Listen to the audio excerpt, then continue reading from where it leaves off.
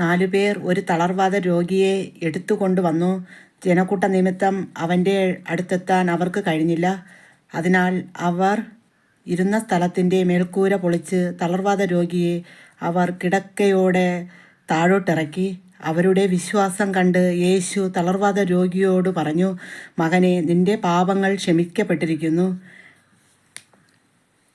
സ്നേഹബഹുമാനമുള്ള Leo 14 മാർപ്പാപ്പ, എൻ്റെ ബഹുമാനമുള്ള സെൽവരാജ് പിതാവ്, എൻ്റെ ഏറ്റവും ബഹുമാനമുള്ള വിൽസൺ സാമുവൽ പിതാവ്, എൻ്റെ വിൽസൺ സാമുവൽ പിതാവിനെ എനിക്ക് ഒത്തിരി ഏറ്റവും നല്ല സ്നേഹമാണ്. എന്ന് വെച്ചാൽ ഞാൻ കാലിൽ തൊട്ട് തൊഴുകയാണ്. എനിക്ക് ഈ ഇങ്ങനെയുള്ള കഴിവുകളുണ്ട് എന്ന് പറഞ്ഞപ്പം നീ തെറ്റില്ലാത്തതാണെങ്കിൽ നീ പ്രഘോഷിച്ചോ, നീ പറഞ്ഞോ, വചനത്തിൽ കൂടി നീ പറഞ്ഞോ, കഥ പറഞ്ഞോ എന്നൊക്കെ എന്നെ ഏറ്റവും ഉത്സാഹിപ്പിച്ചത് ഈ കാരക്കോണത്ത് ഒരു ഹാള് ബുക്ക് ചെയ്യാൻ വന്നപ്പം എൻ്റെ പിതാവായിരുന്നു അത്. അപ്പോൾ എനിക്ക് ഒത്തിരി സ്നേഹമുണ്ട്. എനിക്ക് ഏറ്റവും കൂടുതൽ സ്നേഹം വിൽസൺ സാമുവൽ പിതാവിനോടാണ്. ആ വാർദ്ധക്യത്തിലോട്ട് കഴിയുന്ന എൻ്റെ പിതാവിന് എല്ലാ അനുഗ്രഹങ്ങളും ദൈവം നേർന്നു കൊള്ളട്ടെ. ആ രാജാവ് സെൽവരാജ് പിതാവും എൻ്റെ ലിയോ 14 മാർപ്പാപ്പയും സെൽവരാജ് പിതാവും വിൽസൺ സാമുവൽ ഇവരൊക്കെ രാജാവ് തന്നെ. അവർ രാജാവായിട്ട് വാഴട്ടെ. അമ്മ പ്രാർത്ഥിക്കുകയാണ് ആ രാജാവിൻ്റെ ഒരു പ്രജയായിട്ട് എനിക്കിരിക്കുവാനുള്ളൊരു ഭാഗ്യം കിട്ടിയതുകൊണ്ട് അമ്മ ഒത്തിരി സന്തോഷിക്കുന്നു. വെച്ചാൽ അമ്മ പ്രവാചകയാണ്. അമ്മ പ്രവചിക്കാൻ കഴിവുള്ളവളാണ്.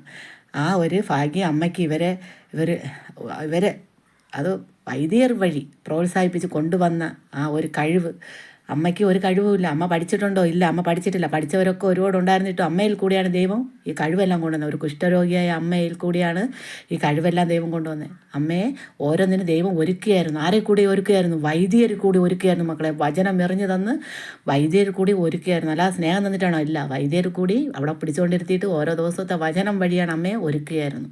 അപ്പോൾ ദൈവത്തിന് അത്ര സ്നേഹം. മക്കളെ, കുഷ്ഠരോഗിയായ ഒരു അമ്മയെ സ്നേഹിച്ചുവെങ്കിൽ കരയണ മക്കളെ എത്ര ദൂരം ദൈവം സ്നേഹിക്കും. കരയണ മക്കളിലാണ് ഏറ്റവും കൂടുതൽ സ്നേഹം. മക്കളെ, എൻ്റെ ചെല്ല മക്കളുകൾ കരയണുണ്ടോ? നിങ്ങളിൽ കൂടെയാണ് നിങ്ങൾക്ക് ദൈവം ഏറ്റവും കൂടുതൽ സ്നേഹം. കരയണ മക്കളെ എല്ലാ കണ്ണീരും ദൈവം തുടയ്ക്കും. എൻ്റെ ചെല്ല മക്കളെല്ലാം സുഖമായിരിക്കണോ?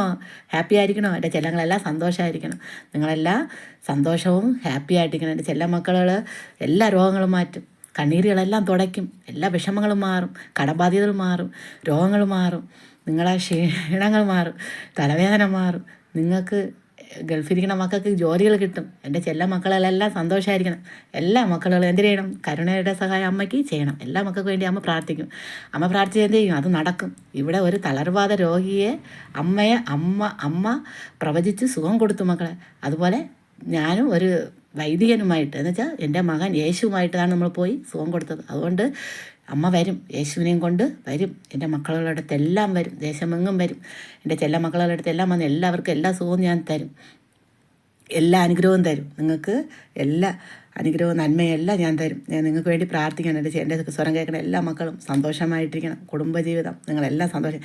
എൻ്റെ ലിയോ 14 മാർപ്പാപ്പ ഒരു വിശുദ്ധൻ്റെ ശവശരീരം അത് കാണാൻ ആഗ്രഹമുള്ള ബുക്ക് ചെയ്ത് ഫ്രാൻസിസ് ലേവിയർ, അങ്ങനെ ഒരു വിശുദ്ധൻ്റെ ശവശരീരം. അമ്മ അത് പേപ്പറിലൊന്നും ജസ്റ്റ് ഒന്ന് കണ്ടതേ ഉള്ളൂ. അപ്പോൾ അമ്മ അത് പറയാണ്, മക്കൾക്ക് കാണാൻ ആഗ്രഹമുള്ളവർക്കെല്ലാം പോകാൻ കേട്ടാ ബുക്ക് ചെയ്ത്. അതൊരു സന്തോഷമാണ്. അത് നിങ്ങൾ പോയി കാണുക. അങ്ങനെ അമ്മയും പപ്പയും ഒക്കെ വരികയാണെങ്കിൽ നിങ്ങൾ മടിക്കേണ്ട, എല്ലാ മക്കളോടെ കൂടെ ഓടിപ്പോയി കാണുക. എല്ലാവർക്കും പോയി കാണാനുള്ള അവസരം. ഒരു രാജാവാണ് അത് പറഞ്ഞിരിക്കുന്നത്, ഒരു മാർപ്പാപ്പ. അപ്പോൾ ആ പാപ്പ പറയുമ്പോൾ രാജാവ് പറയുമ്പോൾ നമ്മൾ എന്ത് ചെയ്യണം? അനുസരിക്കണം. നമുക്ക് കാണാൻ താല്പര്യമുള്ളവർക്കൊക്കെ ഓടിപ്പോയി കാണാം. അതൊക്കെ കാണാനുള്ള അവസരങ്ങളുണ്ട്. എൻ്റെ ചെല്ല മക്കളെല്ലാം സന്തോഷമായിരിക്കണം, ഹാപ്പി ആയിരിക്കണം. കരുണയുടെ സഹായം ചെയ്യണേ ചെല്ല മക്കളെ. അമ്മയ്ക്ക് തരണം. അമ്മയെങ്കിൽ തന്നെ പിതാവ് ഈ വചനം പ്രഘോഷിക്കുന്നിടത്തൊക്കെ അമ്മയെ പിതാവിൽ കൂടി അമ്മയ്ക്ക് വരേണ്ടിയുണ്ട്. എൻ്റെ മക്കൾക്കെല്ലാം അനുഗ്രഹം തരേണ്ട. പ്രവചിക്കാൻ കഴിവുള്ള അമ്മയാണ്. മറിയത്തിനെ പോലെ ഒരു വിദ്യാഭ്യാസം ഇല്ലെങ്കിലും ദൈവം അമ്മയെ ഒരുക്കിയായിരുന്നു. ആരിൽ കൂടി? എൻ്റെ വൈദികനായ ദൈവപുത്രനായ ദൈവത്തിൽ കൂടി, ഒരു യേശു ക്രിസ്തുവിൽ കൂടി അമ്മയെ ഒരുക്കുകയായിരുന്നു. വചനം തന്നായിരുന്നു അമ്മയെ ഒരുക്കിയത്. എൻ്റെ ചെല്ല മക്കളെല്ലാം സന്തോഷമായിരിക്കണം. നിങ്ങൾക്ക് വേണ്ടി ഞാൻ അമ്മ എപ്പോഴും എന്ത് ചെയ്യും? പ്രാർത്ഥിക്കണ ഒരമ്മയാണ്. എൻ്റെ ചെല്ല മക്കൾക്ക് എല്ലാ അനുഗ്രഹങ്ങളും കിട്ടും. ഗൾഫിരിക്കണ മക്കളും എല്ലാവരും എല്ലാവരും, ഡോക്ടറും എല്ലാവരും, പോലീസും പട്ടാളവും മിലിറ്ററിയും എല്ലാ മക്കൾക്കും എല്ലാ അനുഗ്രഹവും കിട്ടും. നിങ്ങൾ സ്നേഹം, വചനമായ സ്നേഹം നിങ്ങളെ ഹൃദയത്തിൽ കൊണ്ടുവരിക, അത് നിങ്ങളെ വീട്ടിൽ കൊണ്ടുവരിക. വചനം മുറുകെ പിടിക്കുന്ന ഒരു മക്കൾക്ക് ഒരു തെറ്റിലോട്ടും പോകാൻ പറ്റൂല മക്കളെ. നമ്മൾ സത്യസന്ധമായി നമ്മൾ ആ വചനം മുറുകെ പിടിക്കുന്ന ഒരു മക്കൾ ഒരു തെറ്റിലും പോകില്ല. അതുകൊണ്ടാണ് വചനത്തെ മുറുകെ പിടിക്കാൻ പറയുന്നത്. എൻ്റെ ചെല്ല മക്കളെല്ലാം സന്തോഷമായിരിക്കണം, ഹാപ്പി ആയിരിക്കണം. നിങ്ങളെല്ലാവരും കരുണയുടെ സഹായം അമ്മയ്ക്ക് ചെയ്യണം. എൻ്റെ ചെല്ല മക്കളെ നിങ്ങളെല്ലാം സന്തോഷമായിരിക്കണം. അമ്മ പ്രാർത്ഥിക്കുകയാണ് എൻ്റെ ചെല്ല മക്കളെ കുടുംബജീവിതം, നിങ്ങൾ കുടുംബത്തിൽ സ്നേഹം കൊണ്ടുവന്ന് നിങ്ങൾ കുടുംബം സ്നേഹിക്കുമ്പോൾ നിങ്ങളെ വീടും എല്ലായിടും സ്വർഗമായി തീരും. നമ്മൾ